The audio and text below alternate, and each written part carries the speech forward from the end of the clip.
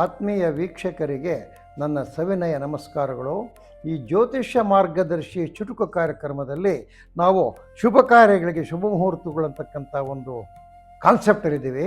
ಆ ಕಾನ್ಸೆಪ್ಟಲ್ಲಿ ಇವತ್ತು ವಾರ ಆಯಿತು, ನಕ್ಷತ್ರ ಆಯಿತು, ತಿಥಿಗಳು ನೋಡಿ. 15 ರೀತಿಗಳು ತಿಥಿಗಳಿರ್ತದೆ. ಶುದ್ಧದಲ್ಲಿ 15, ಬಹುಳದಲ್ಲಿ 15. ಆ ಶುದ್ಧ ಬಹಳದ ಬಗ್ಗೆ ಮುಂದಕ್ಕೆ ಬರ್ತೀವಿ. ಇವಾಗ ತಿಥಿಗಳಲ್ಲಿ ಶುಭ ತಿಥಿಗಳಾವು ಅಂತ ಹೇಳ್ತೀನಿ. ದ್ವಿತೀಯ, ತೃತೀಯ, ಪಂಚಮಿ, ಸಪ್ತಮಿ, ದಶಮಿ ಇವು ಶುಭ ತಿಥಿಗಳಾಗಿರ್ತದೆ. ಸಾಮಾನ್ಯ ತಿಥಿಗಳಂದರೆ ಪ್ರಥಮ, ಏಕಾದಶಿ, ತ್ರಯೋದಶಿ ಆಗಿರ್ತದೆ. ವರ್ಜ್ಯವಾಗಿರ್ತಕ್ಕಂಥ ತಿಥಿಗಳು ಯಾವುದಪ್ಪ ಅಂದರೆ ಚೌತಿ, ಷಷ್ಠಿ, ಅಷ್ಟಮಿ, ದ್ವಾದಶಿ, ಚತುರ್ದಶಿ, ಅಮಾವಾಸ್ಯೆ ಅಥವಾ ಪೌರ್ಣಮಿ ಇವು ವರ್ಜ್ಯ. ಅಂದರೆ ಚೌತಿಲಿ, ಸೃಷ್ಟಿಯಲ್ಲಿ, ಅಷ್ಟಮಿಯಲ್ಲಿ, ಈ ದ್ವಾದಶಿಯಲ್ಲಿ, ಅಮಾವಾಸ್ಯೆ, ಹುಣ್ಣಿಮೆಗಳಲ್ಲಿ ಯಾವುದೇ ಶುಭ ಕಾರ್ಯ ಯಾವುದೇ ಕಾರಣಕ್ಕೂ ಮಾಡಬಾರ್ದು. ವಿಧಿ ಇಲ್ಲದೆ ಇರತಕ್ಕಂಥದ್ದು ಸಮಯದಲ್ಲಿ ಏಕಾದಶಿ, ತ್ರಯೋದಶಿಯಲ್ಲಿ ಮಾಡಬೇಕು. ಯಾಕಪ್ಪ ತ್ರಯೋದಶಿ ಅಂತ ಹೇಳ್ತೀವಿ ಅಂದರೆ, ಯಾವತ್ತೂ ತ್ರಯೋದಶಿ ಅಂತಕ್ಕಂಥದ್ದು ಪೂರ್ತಿ ತ್ರಯೋದಶಿ ಇರೋದಿಲ್ಲ.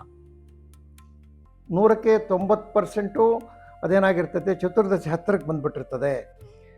ತ್ರಯೋದಶಿಯಿಂದ ಮುಂದುವರೆದುಕೊಂಡು ಚತುರ್ದಶಿಯಲ್ಲಿ ಶುಭ ಕಾರ್ಯಗಳು ಮಾಡೋಕ್ಕಾಗಲ್ಲ, ಇಲ್ಲಿ ಪ್ರಾರಂಭದಲ್ಲಿ ಮುಗಿಸೋಕ್ಕಾಗಲ್ಲ. ಅದರಿಂದ ತ್ರಯೋದಶಿನ ವರ್ಜ ಮಾಡ್ತೀವಿ.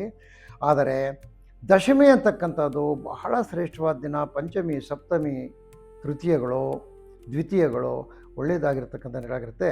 ಆದ್ಮೇಲೆ ಇದು ತಿಥಿಗಳ ಬಗ್ಗೆ ವಿವರಣೆ.